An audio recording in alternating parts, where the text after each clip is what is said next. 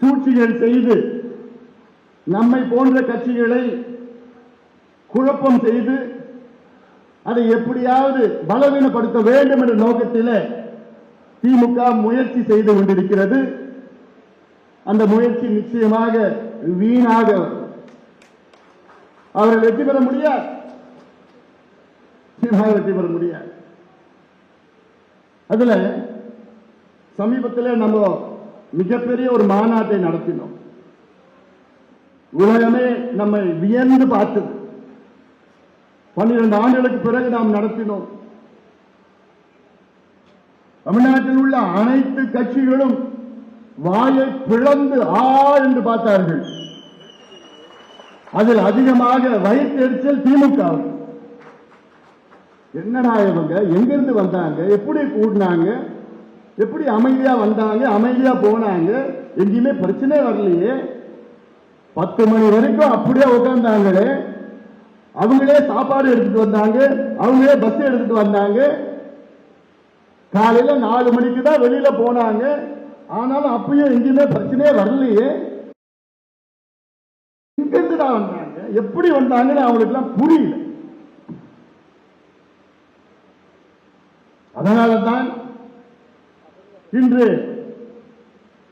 இதை எப்படியாவது பலவீனப்படுத்த வேண்டும், நாம் கட்சியை பலவீனப்படுத்த வேண்டும், நம் சமுதாயத்தை பலவீனப்படுத்த வேண்டும் என்ற நோக்கம் திமுகவுக்கு இருக்கிறது. காரணம், அந்த மாநாட்டிலே நான் பேசிய பேச்சு உங்களுக்கு தெரியும்.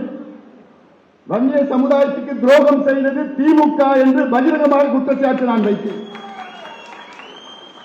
இந்த தேர்தலில் ஒரே ஒரு வன்னியர் கூட திமுகவுக்கு வாக்களிக்க கூடாது என்று அந்த தேர்தலில் அந்த மாநாட்டிலே நான் பேசினேன். காரணம், இந்த சமுதாயத்துக்கு திமுக செய்த மிகப்பெரிய துரோகம். 4 மாதம் நம்ப வைத்து கழுத்தறுத்து விட்டது திமுக.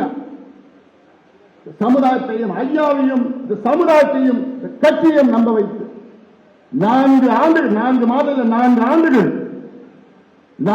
காலம் நம்ப வைத்து நான் இந்த சமுதாயத்துக்கு இடஒதுக்கீடு தருகிறேன் என்று எத்தனை முறை சட்டமன்றத்துக்கு உள்ளேயும் போய் சொல்றார், வெளியிலையும் போய் எத்தனையோ முறை சந்தித்தோம். அப்போ ஒவ்வொரு முறையும் ஐயாவையும் என்னையும் பார்த்து நிச்சயமாக நான் செய்கிறேன். ஏன் அவங்களால செய்ய முடியல? யார் தடுக்கிற? அவங்களுக்கு அதிகாரம் நீங்க தானே வச்சிருக்கீங்க, முதலமைச்சர் அதிகாரம் நீங்க வச்சிருக்கீங்க, எல்லா அதிகாரமும் உங்ககிட்ட இருக்கு. பேக்வர்ட் கிளாஸ் கமிஷன் அந்த அதிகாரமும் உங்ககிட்ட இருக்கு. எத்தனை முறை நாங்க போய் பார்த்தோம், பார்த்து ஏமாத்திட்டாங்க. சரி, முதல்ல நாங்க பார்க்கிறப்போ எங்களால முடியலன்னா சொல்லிட்டு போக வேண்டியது. நாங்க வேற விதத்துல போராட்டம் அதை பண்ணிட்டு இருப்போமே. ஆனா நான் செய்யறேன், கொடுக்கிறோம் நம்ப வச்சு உச்ச நீதிமன்ற தீர்ப்பு கொடுத்து என்ன கொடுத்தாங்க?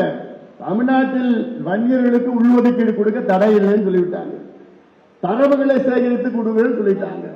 அந்த தரவுகள் என்ன அமெரிக்காவில் இருக்குது, இல்ல சைனாவில் இருக்கா? தமிழ்நாட்டில் உங்க கம்ப்யூட்டர்ல தான் இருக்குது. ஒரு தட்னா கம்ப்யூட்டர்ல ஒரே நாளில் அந்த டேட்டா எடுக்க முடியும். அந்த டேட்டா எடுத்து நியாயப்படுத்தி நீங்க இடஒதுக்கீடு கொடுத்துட்டு போகலாம். நாங்க கேட்கறது வன்னியருக்கு மட்டுமா கேட்கிறோம்? வன்னியர்கள் போன்று எத்தனையோ சமுதாயங்கள் இருக்கின்றார்கள். அவர்களுக்கு எல்லாத்துக்கும் சேர்த்து கொடுங்க. பட்டியலின மக்களுக்கும் இன்னும் கூடுதலா 2 விழுக்காடு கொடுங்க. எங்க மாநாட்டிலே நாங்க தீர்மானமா போட்டோம்ல, இந்த மாநாட்டில் சாதிவாரி கணக்கெடுப்பு நடத்தணும்னு சொன்னோம்ல, பண்ணி செய்து அதை கேட்ப மக்கள் தொகை அடிப்படை மற்றும் சமூக பின்தங்கிய நிலை, பாப்புலேஷன் சோசியல் பேக்வர்ட்னஸ் ரெண்டுமே எக்ஸ்ட்ராபுலேட் பண்ணி இணைத்து இடஒதுக்கீடு எல்லாத்தையும் கொடுங்க. இந்த மாநாட்ட கூட்டம் பார்த்துட்டு ஸ்டாலின் அவர்களுக்கு பயம் வந்துடுச்சு.